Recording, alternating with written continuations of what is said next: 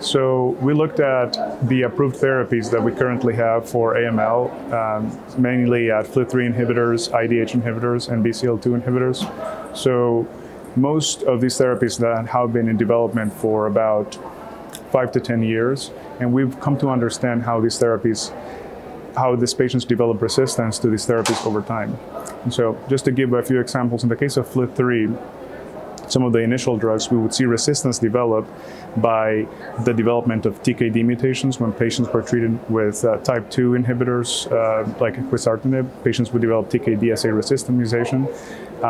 For BCL2 and for IDH, we would see RAS-mutated clones, which have become important in other cancers right now with better targeted therapies. And so these RAS mutant clones would take over the phenotype, and despite the initial blockade of IDH, BCL2, or FLT3, we would see RAS take over that patient phenotype and start in the process of proliferation once again.